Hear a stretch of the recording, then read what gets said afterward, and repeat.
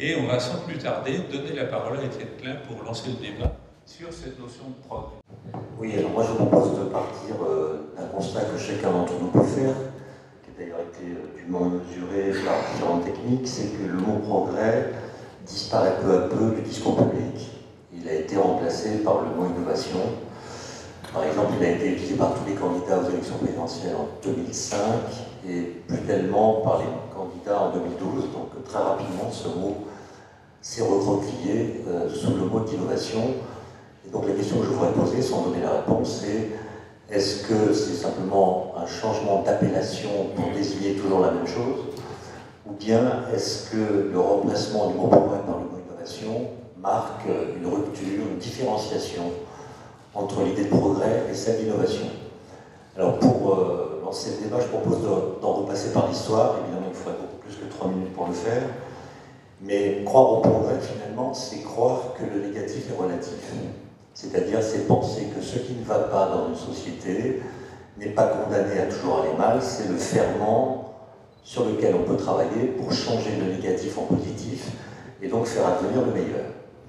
Et donc, ça suppose évidemment de travailler, et ça implique que cette idée de progrès, dès le début, est une idée qui est à la fois consolante. Elle est consolante parce qu'elle permet d'envisager un futur qui est différent du présent et qui serait meilleur, et elle est aussi sacrificielle parce que le progrès n'avance pas tout seul. Pour que le futur envisagé se réalise, il faut travailler à ce qu'il advienne, et donc il faut en quelque sorte sacrifier du présent personnel au nom d'un futur collectif. Donc croire au progrès, finalement, c'est refuser la bohème, et ça suppose que le futur soit configuré. Ça suppose même ce qu'on pourrait appeler une philosophie de l'histoire, par laquelle on puisse enchasser, ou dans laquelle on puisse enchasser la science et la technologie vers un but qui lui soit transcendant. En l'occurrence, pour Descartes, par exemple, c'était le bonheur et la liberté. Voilà. Donc, j'ai que 3 minutes, je m'arrête là sur le progrès. Et avec un collègue qui s'appelle Vincent Ponton, on a regardé ce qu'il en est du mot innovation, et on a découvert des choses intéressantes. Par exemple, que le mot innovation date du XIIIe siècle, en latin innovatio, et c'est un terme de la théologie. L'innovation en théologie, c'est toute forme de discours qui s'écarte un peu du dogme et qu'il faut surveiller comme le lait sur le feu au motif qu'il pourrait devenir hérétique. Et donc l'innovation a un sens d'emblée négatif. Le mot innovare en bas latin, ça veut dire ajouter quelque chose à un contrat. Donc c'est ajouter quelque chose à, par exemple, un avenant à un contrat déjà écrit. Et en haut latin, ça va devenir le mot qu'on connaît aujourd'hui, c'est-à-dire apporter de la nouveauté à quelque chose ou inventer carrément. Et celui qui va donner un sens positif au mot innovation, c'est un auteur anglais qui s'appelle Francis Bacon, dans un livre qu'il publie en 1625, donc c'est pas tout récent, un livre que je vous recommande parce que ce qu'a dit Bernard, c'est dans son livre. Je n'accuse pas de plagiat, je dis simplement que Francis Bacon dit tout ce qu'on dit aujourd'hui sur l'innovation, à savoir qu'elle peut être rejetée, etc., qu'elle présente des risques. Et ce qui différencie toutefois Francis Bacon de Bernard, c'est que Francis Bacon, en bon chrétien, disons, s'appuie sur une conception corruptrice du temps qui passe. C'est-à-dire, il dit que le temps qui passe abîme les choses, il abîme les hommes, il abîme les situations. Le bien était maximal au départ, et les forces du mal, elles, progressent continuellement, de sorte que si on essaie de faire un bilan final, on voit que le mal va l'emporter. Comment empêcher que le mal l'emporte? Par l'innovation technologique. Et donc ce que dit Bacon, c'est qu'il faut innover pour empêcher les effets corrupteurs du temps de se produire. Il faut innover lentement. Il faut innover, dit-il, au même rythme que le temps qui passe. Et donc il promeut ce qu'on appellera aujourd'hui une innovation incrémentale. Et ensuite, le grand théoricien de l'innovation, ce sera Schumpeter, qui lui promeut plutôt des innovations de rupture, ce qu'il appelle des grappes d'innovation. Et pour lui, l'innovation, c'est le moyen pour le capitalisme de se renouveler. C'est-à-dire l'innovation, ça empêche la constitution de rentes. Les rentiers sont menacés par des innovations qui peuvent être faites par d'autres et qui vont permettre à de nouveaux entrepreneurs de remporter une part du marché, de sorte que les rentiers ne seront jamais tranquilles, ce qui donne au capitalisme un moteur qui sera toujours actif. Et j'en viens à la question que je posais. Vous savez qu'en 2010, l'Europe a décidé de se donner comme horizon d'être en 2020 l'union de l'innovation. Alors que le traité de Lisbonne, le précédent, voulait que l'Europe soit une sorte d'économie de la connaissance. Et je vous invite à lire le document qu'a produit l'Europe pour définir cette politique. C'est un document de 50 pages dans lequel le mot innovation est cité 300 fois sans être nulle part défini. Lisez la première page, je l'ai dit de mémoire, mais vous pourrez vérifier mes dires. En gros, l'Europe est soumise à des défis de compétitivité, de niveau de vie, d'énergie, de changement climatique, de ressources, de vieillissement de la population, de santé. Et la seule façon qu'a l'Europe de relever ces défis pour ne pas disparaître, c'est d'innover. Et donc, il faut innover non pas pour atteindre un état du futur qu'on aurait configuré à l'avance et qui nous paraîtrait attractif, il faut innover pour empêcher que le monde se délite. Ce qui est exactement le discours de Francis Bacon. Or, Francis Bacon, c'est un auteur d'avant les Lumières. C'est un auteur qui pense que le temps est corrupteur. Or, les Lumières sont des philosophes, la philosophie des Lumières est une philosophie qui promeut l'idée d'un temps constructeur. Je suppose qu'il est de progrès. On va s'arrêter voilà. déjà. Et donc, je voulais vous demander si ma lecture de ce texte européen est paranoïaque, ou bien si ça correspond à une explication du fait qu'on a remplacé le mot progrès par le mot innovation, ce qui suppose que nous n'avons plus de philosophie de l'histoire. Alors, si je comprends bien, toi tu dis finalement l'innovation est presque un mal nécessaire, une espèce de fatalité, et peut même tourner à vide pour lutter contre l'érosion. Est-ce que vraiment, Diane, tu considères qu'effectivement, ces innovations, on n'en a pas besoin, qu'on manque de notion de progrès? Est-ce qu'il y a des domaines dans lesquels, au contraire, tu dis, mais c'est évident qu'on a besoin d'innovation?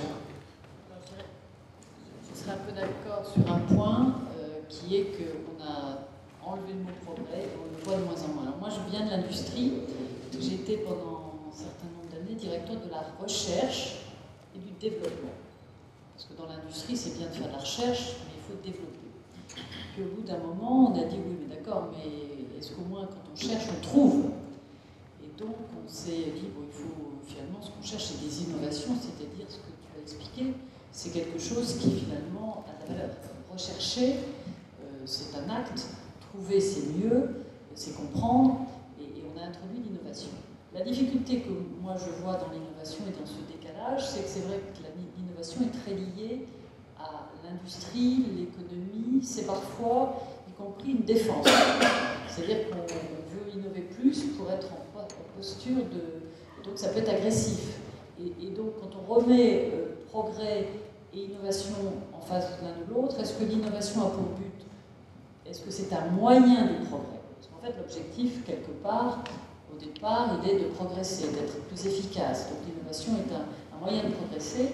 Et ça devient maintenant plus un objectif, un peu détourné de son objectif initial, le progrès, qui parfois est plutôt de se protéger des autres. Alors est-ce qu'on a encore besoin d'innover? Les questions que tu m'as posées. Je pense qu'il faut se rappeler que l'innovation, c'est le résultat d'une recherche et que la recherche a permis de développer des outils qui sont fondamentaux.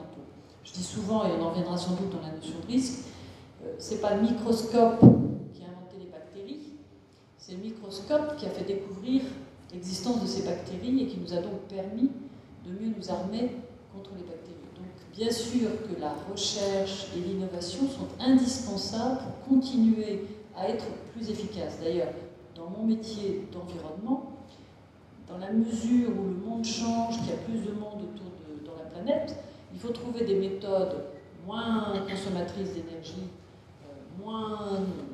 plus efficaces, pour continuer à apporter les mêmes services, la même qualité, voire la meilleure. Je vais revenir là-dessus.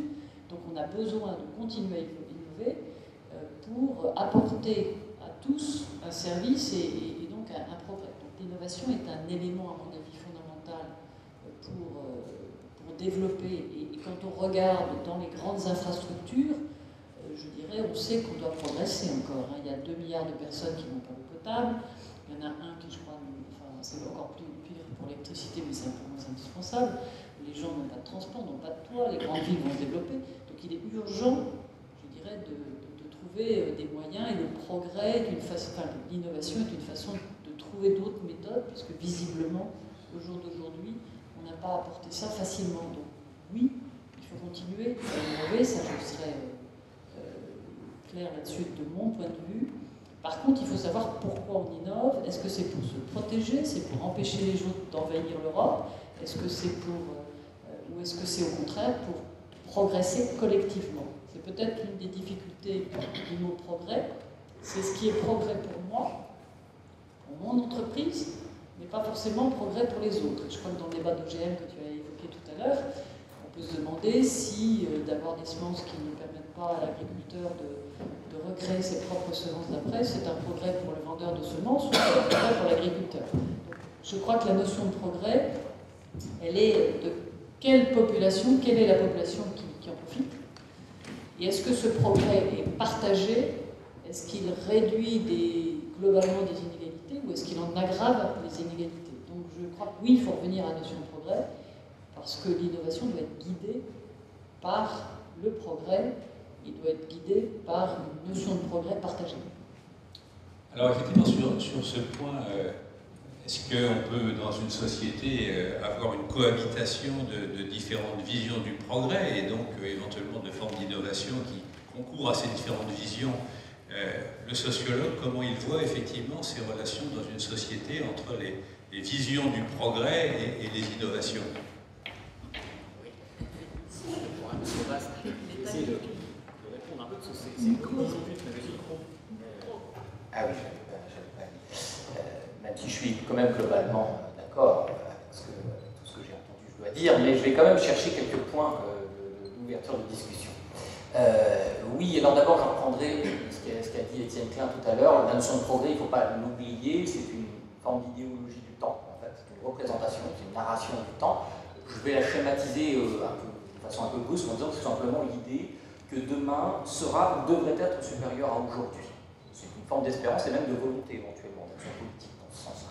Il y a d'autres types qui ne sont pas moins légitimes de représentation du temps. Parmi la pensée réactionnaire qui considère que le temps passé est supérieur au temps présent et qu'on doit faire des efforts pour retrouver des éléments de notre vie ensemble du passé. Et puis il y a la pensée conservatrice qui considère qu'en toute incertitude, le présent doit être défendu pour ce qu'il est. Et donc le temps présent doit être protégé en quelque sorte. Après, vous avez des mix entre les deux. Il y en a qui pensent que accélérer le temps peut nous faire revenir dans une pensée religieuse, par exemple, vers les origines bienfaitrices. Donc c'est la pensée millénariste, etc. Tout ça peut se combiner. Si je fais cette introduction, c'est que c'est peut-être un point de désaccord là, avec ce que j'ai entendu. Je ne dirais pas que cette philosophie du temps a disparu de l'espace social. Et l'existence de cette représentation du temps, elle est fondamentale parce qu'elle est tutrice de l'orientation éventuelle de ces innovations. Pourquoi? Parce que l'innovation, c'est une arborescence possible de négociations, dont technologiques ou autres d'ailleurs, avec notre univers, notre environnement. Et cette arborescence, il y a beaucoup d'hommes sur Terre, mais il n'y a pas suffisamment de cerveau pour la remplir totalement. Cet espace logique est, disons, par hypothèse, infini. Donc il va être orienté en fonction de ces cadres, de ces narrations de représentation du temps. Donc ces cadres narratifs sont fondamentaux pour les choix qu'on va faire aujourd'hui. Et il me semble que ces cadres narratifs n'ont pas tout à fait disparu. Au contraire, là je vais le dire un peu à la louche, j'ai le sentiment que c'est plutôt une pensée qui est terrorisée par le futur et par les éventuelles conséquences de notre action sur notre environnement qui caractérisent le temps présent. Pour m'en expliquer, je vais raconter très brièvement une expérimentation que j'avais faite avec mes étudiants au début des années 2000, puisqu'on sait comment on se représentait l'an 2000 en 1900. Il y a toute une iconographie, il y a plein d'images, des récits même. On imaginait que l'an 2000 serait un temps de maîtrise. C'est un imaginaire prométhéen, l'homme maîtriserait les airs, les fonds sous-marins, etc. C'était des hommes, hommes qui écrivaient ce genre de récits généralement, donc ils imaginaient aussi qu'ils pourraient choisir leurs femmes sur des catalogues et qui tireraient un tiroir. Voilà. Oui, donc là, ça fait en même temps frissonner, ça fait pas tous les aspects, il ne faut pas rêver, mais on voit bien combien cet imaginaire de la maîtrise, y compris dans ses aspects idéologiques et caricaturaux, s'était développé dans l'espace social. Moi, j'ai tenté de voir comment, sans l'un de nos contemporains, à travers des entretiens semi-directifs, Imaginez dans 2100 en 2000, c'est-à-dire avec la même distance temporelle, c'était pas du tout un imaginaire réjouissant, c'était un imaginaire au contraire terrorisé par le futur et qui voyait deux grands ennemis, les États-Unis d'Amérique et la science. J'ai vu qu'en 2000, ça m'a tout à fait stupéfait, sans doute que ça a orienté ensuite mes réflexions pour essayer de comprendre qu'est-ce qui avait bien pu se passer. Et alors, du coup, je dirais que peut-être, je le dis par hypothèse, hein, peut-être que l'envahissement dans notre espace public du terme d'innovation est en quelque sorte un cache-sexe pour les progressistes, qui deviennent des progressistes complexés en réalité, qui n'arrivent plus à assumer dans l'espace public leur position de progressiste et qui utilisent, disons, comme un cheval de Troie, la notion d'innovation. C'est une hypothèse que je propose à la discussion. Alors, moi, je voudrais maintenant qu'on revienne sur justement cette question de la maîtrise, ou en tout cas de l'orientation des innovations. Diane, tu as parlé de ce risque d'avoir des innovations défensives, et puis parfois on dit finalement, est-ce qu'on n'est pas comme une voiture dont l'embrayage a lâché, c'est-à-dire il y avait le moteur qui entraînait les roues, l'innovation entraînait le progrès, et puis l'embrayage a lâché, et le moteur s'emballe, autrement dit, l'innovation trouve une espèce de logique interne dans laquelle il faut renouveler sans cesse, voire pousser au renouvellement à travers des techniques comme ce qu'on appelle l'obsolescence programmée, qui essaie justement d'imposer sans cesse, et ce qui crée de la part de gens une sorte de réticence en disant mais est-ce qu'on n'a pas affaire à une machine folle qui s'emballe? Donc est-ce qu'il faut réguler ces innovations, et pour les réguler ça veut dire quoi? Autrement dit, comment réfléchir peut-être plus collectivement à cette dynamique des innovations? Qui veut interagir? Bon, déjà, moi, je ne veux pas qu'il méprise sur les propos. Je pense qu'il faut innover. La question n'est pas de savoir s'il faut innover, il faut innover. Ce que j'interroge, moi, c'est le discours qu'on bâtit autour de l'innovation. Et je pense que l'idée de progrès suppose qu'on construise un lien amical avec le futur. Et ce lien amical avec le futur, il s'exprime par le biais d'un récit. Et c'est parce que ce récit a disparu, ou alors quand il existe, c'est sous la forme de la prédiction de la catastrophe. Moi, je fais partie d'une génération où tous les matins au lycée, on avait un tract qui nous expliquait qu'on devait tout arrêter dans le présent pour fabriquer un futur qui soit attractif et crédible et qui s'appelle la révolution. Aujourd'hui, quand on parle du futur, on en fait une image suffisamment crédible et répulsive pour agir dans le présent afin que la catastrophe annoncée advienne. Donc en une génération, la figure de la révolution a été détrônée par celle de la catastrophe, qui est une autre forme de récit. Et donc, je pense que le fait de mettre en avant le mot innovation plutôt que le mot progrès traduit le fait qu'on en est réduit à un impératif. Il faut innover pour l'économie, pour relever les défis, etc. Et non plus parce qu'on vise dans le futur une société, par exemple, qu'on aurait configurée et qu'on souhaitait atteindre. Et je pense que pour les adolescents d'aujourd'hui, c'est très très angoissant d'entendre parler d'innovation plutôt que de progrès, puisque ça revient à faire en sorte que ce qui détermine nos actions, c'est le présent, c'est-à-dire qu'il faut réagir aux défauts du présent. Il faut corriger la société et empêcher les menaces qu'on y pressent de se manifester, et donc on est constamment en train d'enlever des défis, sans jamais dire quel monde nous voulons construire grâce à la technologie. Et ce qui fait que ça crée une grosse différence avec le passé aussi, c'est le fait que pendant la période qu'on a appelée la modernité, le projet scientifique était enchâssé, comme je l'ai dit, dans un projet de civilisation. Et donc il y a une sorte de principe transcendant qui donnait sens aux inventions et aux innovations. C'était bien d'inventer puisque ça montrait qu'on était en marche vers le futur. Aujourd'hui, les questions relatives aux technologies sont très difficiles à prendre, les décisions, sont très difficiles à prendre, parce qu'on n'a plus ce principe transcendant au-dessus de nous. Du coup, ceux qui s'affrontent, ce sont des valeurs. Or, les valeurs ne sont pas universelles, elles ont une valeur qui dépend des évaluateurs. Et donc, on n'a jamais de consensus. Et donc, je trouve que ce qui nous manque, c'est la reconstitution d'un récit qui crée une filiation entre nous et notre avenir. Et je suis un peu désolé quand je vois que l'Europe, dans ses discours et ses textes officiels, s'appuie sur une conception corruptrice du temps et aux antipodes de l'esprit des Lumières qui avait permis d'élaborer l'idée de progrès. L'idée de progrès, il faut sans doute la retravailler, c'est-à-dire quand Guilhem avait écrit un grand texte en 1974 en disant qu'il y avait deux phases, le XVIIIe siècle avec des philosophes français qui associent le progrès à une idée de conservation, de linéarité avec comme symbole la lumière, et que le XIXe siècle, la thermodynamique, la dégradation de l'énergie, et le symbole du progrès devient la chaleur. Ça date quand même un peu tout ça. Et donc si on veut être fidèle à l'idée de progrès, il faut travailler à faire progresser l'idée de progrès. Et donc peut-être à lui associer d'autres symboles que, si vous me passez l'expression, ces deux vieilleries que sont la lumière et la chaleur. Diane, comment tu vois dans le monde industriel cette question d'orientation des innovations? Est-ce que c'est un mythe? Je pense, pour réagir aussi, que je ne suis pas sûre qu'on peut toujours avoir une image du futur, parce qu'il y a des innovations ou des inventions qui débarquent sans avoir été prévues, elles sont là, il faut y faire face. Mais là où il y a une vraie nécessité, c'est le débat qui va s'entourer autour de ces innovations, parce que tu l'as montré tout à l'heure dans ta présentation, l'innovation a été créée pour faire quelque chose, et tout d'un coup elle est détournée, et elle peut être détournée non pas au profit de progrès, mais au défi de pouvoir. Et donc il faut qu'il y ait des espaces de dialogue, pour dire, voilà, le progrès ou cette innovation, elle doit être utile pour ça, mais elle ne doit pas être utilisée dans tel cadre. Et ce que je vois de moins en moins, et ça abordera peut-être un peu la deuxième partie de notre débat, c'est qu'on ne voit plus placer ces débats.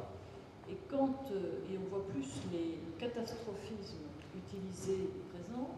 Moi, je ne sais pas s'il y a des journalistes dans la salle finalement, mais je trouve que les journaux ont moins que par le passé ce devoir de proposer différentes alternatives. C'est-à-dire, j'interviewe quelqu'un qui dit quelque chose et j'interviewe celui qui dit le contraire. Je trouve souvent les journaux un peu trop militants aujourd'hui et un peu moins présenter le débat. Or, ne nous leurrons pas, dans pas mal de cas, quand il y a un fort débat, c'est qu'en fait, on assiste à des luttes de pouvoir.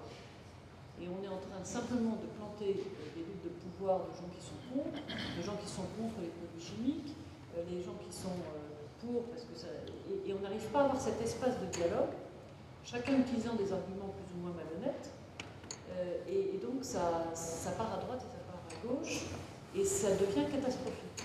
Moi j'ai souvent eu, dans mon expérience, si on a, comme je le dis, le microscope a ouvert les yeux, mais dans le domaine de l'analyse, ce qui m'a frappé, c'est qu'en tous les 10 ans, on est capable, dans certaines matières, de diviser par 1000 le seuil de détection. Pour voir ce que c'est que le traumatisme quand tous les 10 ans, vous trouvez des micros, des nanos, des picogrammes. Qu'est-ce qu'on fait avec ces picogrammes? Est-ce que c'est dangereux? Est-ce que c'est pas dangereux? Et donc il faut qu'on apprenne à relativiser, à discuter honnêtement. Et souvent, c'est une arme contre certains pour dire, écoutez, vous voyez, il faut arrêter tout, il faut arrêter les produits chimiques, il faut arrêter les médicaments. On sait qu'il vaut mieux avoir des médicaments et c'est pas très grave si un jour, dans une bouteille d'eau, je bois une dose, et il faudrait que je boive pendant 1000 ans cette eau pour que je puisse commencer à avoir une dose de médicaments relative à ce que j'aurais pu prendre la veille. Je veux dire, c'est pas un drame. Et donc il faut qu'il y ait ces espaces de dialogue. Or, comme de plus en plus ce sont des armes de pouvoir, du monde développé contre le monde en développement, et quand on regarde les histoires de climat, je veux dire, il faut peut-être laisser aux autres le temps de se développer. Hein. Donc, je crois que quand on regarde la dose de CO2 qui a été faite par tout le monde développé, avant que le monde en développement ne fasse la même chose, il faudra quelques années. Donc on est dans des luttes de pouvoir qui commencent qui posent des problèmes. C'est pour ça qu'il y a ces débats, et un peu extrémistes. Hein. Je veux dire, des pouvoirs de défense de syndicalistes, de défense d'entreprises, de défense de partis politiques, qui sont tous sur ces sujets. Donc je pense qu'on a plus beaucoup d'espace de dialogue pour essayer de trouver le progrès universel qui tient compte du fait qu'il y a un peu de progrès à droite, un peu de progrès à gauche. C'est plus des défenses de pouvoir. Tu n'as pas tout à fait répondu tout à l'heure sur la coexistence de différentes visions du progrès. Est-ce qu'on peut imaginer une société dans laquelle cohabitent plus ou moins pacifiquement des visions très, très différentes? C'est une question assez difficile parce que certains progressistes réclament au contraire des critères finalement universels du progrès, comme par exemple l'augmentation de l'espérance de vie, comme par exemple l'égalité entre les hommes et les femmes, etc. Ensuite, évidemment, ces conceptions universalistes, elles peuvent se décliner ou être clivées selon les espaces culturels. Je ne peux pas répondre tout à fait à cette question, si c'est que quand on se définit soi-même comme progressiste, et d'ailleurs c'est mon cas, je fais un coming out, quand on se définit soi-même comme progressiste, eh bien on assume, l'idée qu'il y a en effet des critères, disons, universels du progrès, dont je viens de mentionner quelques-uns de ces déclinaisons. Mais ce que je voulais dire par rapport à nos échanges, c'est que, comme vous l'avez d'ailleurs dit tout à l'heure en introduction, il y a un point sur lequel presque tout le monde est d'accord, qu'on soit progressiste ou pas du tout, c'est qu'il y a une forme d'imprédictibilité dans l'innovation. Pour le pire, comme pour le meilleur, bien entendu. Et cette imprédictibilité, qu'est-ce que ça veut dire? Ça veut dire qu'on ne sait pas ce que, d'ailleurs, les dangers que l'innovation peut nous faire courir, ou même l'incertitude face à laquelle elle nous place, qui n'est pas la même chose, mais y compris à quoi elle va bien pouvoir être utilisée dans 2 ou 3 générations. Je parle sur le contrôle, mais si j'ai bien compris, par exemple, le GPS a été rendu possible par Einstein. Bon. Donc, vous voyez comment, je suppose qu'Einstein n'a pas pensé au GPS, évidemment. Ce que je veux dire, c'est que on ne cesse de nous rappeler que nous avons un devoir vis-à-vis des générations futures. C'est tout à fait exact. Seulement, ce devoir, dans l'espace public, je constate qu'il est rappelé sans cesse du côté des risques que nous prenons à innover. Et c'est en ça que cette incertitude, cette imprédictibilité de l'incertitude, elle est, je pense, instrumentalisée par une certaine représentation du temps catastrophiste.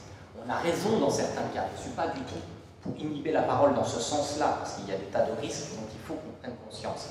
Mais je fais remarquer qu'en focalisant l'attention de tous sur les conséquences de notre action, on oublie totalement les risques et les conséquences de notre inaction, qui peuvent être tout aussi catastrophiques. J'en veux pour preuve l'inscription dans la Constitution du principe de précaution, par rapport à laquelle certains d'entre vous savent que je suis très dubitatif. Et pourquoi je suis dubitatif? Tout simplement parce que la lettre même de l'inscription de ce principe de précaution focalise notre attention sur, je cite de mémoire, des coûts graves et irréversibles possibles en cas d'incertitude, etc., de notre action. Mais elle ne dit rien des coûts graves et irréversibles qui pourraient avoir lieu dans notre inaction. Et d'ailleurs, je constate, dans certains cas, que quelquefois, quand une innovation est retirée ou, disons, contestée, l'alternative qui est proposée n'est pas du tout testée du point de vue des risques réels, des coûts et des bénéfices qu'elle nous fait suivre. Donc tout se passe comme si, en réalité, toute alternative était meilleure à ce qui est proposé sous forme d'innovation. Je pense que ça devrait nous interroger.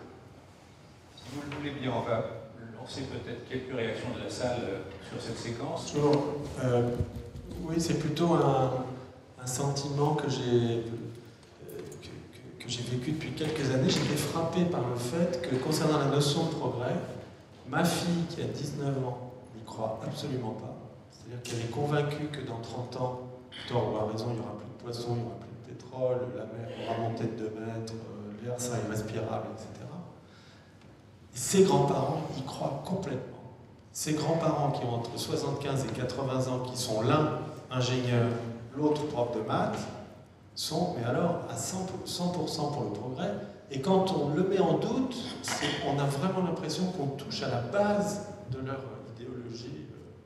Donc, et vous êtes entre les deux? Alors moi je suis entre les deux. Mais je fais partie de la génération qui a vu quand même les échecs du progrès. Et le XXe siècle est quand même une histoire de catastrophes sociales, environnementales, voire sanitaires, qui ont été provoquées par différentes façons par le progrès. Donc, alors, dernière chose, je voulais citer une phrase de quelqu'un qui ne passe pas pour être un grand épistémologue ou un grand théoricien, mais j'ai trouvé sa phrase très juste. C'est Philippe Stark, le designer, qui a dit « Le futur ou l'avenir ne devrait être rien de plus que l'amélioration du présent ». Et je crois que si on voit le progrès comme ça, on peut encore convaincre les jeunes que ça veut dire quelque chose et on peut encore les inciter à avoir de l'espoir et à travailler dans un sens qui rend le monde meilleur. Merci. Mais sinon, les utopies technologiques ou politiques. C'était juste une réflexion, c'était par rapport à la dissociation. Pour moi, il n'y a pas de dissociation entre le progrès finalement et la notion de projet. C'est-à-dire que là, à l'heure actuelle, c'est l'impression que j'ai en tout cas, c'est qu'il n'y a pas de projet global de société bien défini. Et sans projet global de société, on est obligé de se cantonner à la notion d'innovation. Et moi, c'est disons, la réflexion que j'ai. Et le deuxième point, c'est justement ce qu'on disait sur le côté risque, en fait, entre guillemets, c'est qu'on ne veut pas innover parce qu'on ne veut pas prendre de risques, pour justement le principe de précaution, comme disait. Et je vois notamment, enfin, pour les cas des médicaments, enfin, qui est le cas qui touche de plus près, c'est. On oublie souvent qu'un produit c'est du bénéfice-risque, et que s'il y a pas. Il y a rarement du bénéfice sans risque. En fait. C'est-à-dire que dans la notion de médicament, en tout cas, il n'y a pas de produit actif sans contrepartie. Et donc c'est l'évaluation du bénéfice-risque qui fait qu'on va justement pouvoir. C'est là qu'est le rôle du médecin, c'est de dire est-ce que le risque en vaut la peine, et le fait d'avoir une médecine comme ça, c'est-à-dire se dire on va évaluer ce bénéfice-risque, ça va dans le sens, pour moi, du progrès, pas dans le sens juste de l'innovation. C'était juste ces deux réflexions. Merci. Je crois qu'il y avait une autre demande d'intervention ici. Merci. Moi, ce qui me frappe dans tout ce que j'ai entendu dans la matinée, là, dans l'après-midi, c'est l'absence totale de considération économique. Et il me semble quand même qu'aussi bien dans la notion de progrès que dans la notion d'innovation, les considérations économiques sont premières, essentielles. Quand je dis ça, je veux dire que je connais dans les entreprises, les politiques d'innovation sont toujours gouvernées par des considérations économiques. Et on va le faire, on va chercher, on va trouver d'ailleurs, pour répondre à des besoins économiques, pour faire plus de profit, pour vendre plus, etc. Il y a aussi, je crois, partout, tout ce que vous avez donné comme exemple de progrès, sont des progrès qui, à l'origine au moins, et encore maintenant d'ailleurs, sont aussi les, les mannes, ce qui fournit la manne de notre économie. Vous voyez les transports, on peut prendre tout ça, le portable et le reste. C'est-à-dire que finalement, les déterminants de l'innovation, aujourd'hui, me semble-t-il, ce qui guide l'innovation, c'est d'abord les préoccupations économiques. Et à ce titre, on peut justifier, on peut imaginer, dire qu'elles sont toutes nocives. Parce que si ce qui guide l'innovation, c'est le profit maximum, c'est pas ça qui va faire une meilleure société. Oui, je voulais rebondir sur ce qu'a dit monsieur à propos de sa fille, qui n'a pas la même conception du futur que sa grand-mère. C'est ça. En fait, dans ma génération, je crois qu'on a à peu près la même, il me semble que la phrase « on n'arrête pas le progrès » était un jugement moral.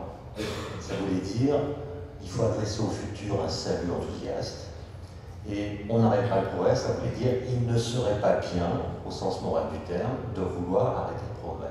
Ça ne se fait pas de vouloir s'opposer au progrès, ça n'est pas bien. Or, j'ai fait avec mes étudiants qui sont à Centrale un test, et je leur ai demandé, en les répartissant en ateliers, de 15 personnes, ce que veut dire pour eux la phrase « on n'arrête pas le progrès ». Et c'est complètement l'opposé. C'est-à-dire que pour eux, ça veut dire que l'innovation a une autonomie par rapport à nos désirs, un peu ce que disait monsieur à propos de l'économie, et on n'arrête pas le progrès, ça veut dire personne n'a les moyens d'arrêter les choses. Ce qui n'est pas du tout le même sens. Et donc, ça veut dire qu'on parle du progrès aujourd'hui, quand on en parle, un peu comme on parle du Tour de France. Et on dit le Tour de France était mieux avant, et c'est vrai que le Tour de France était mieux avant. Bartali copie, c'est autre chose.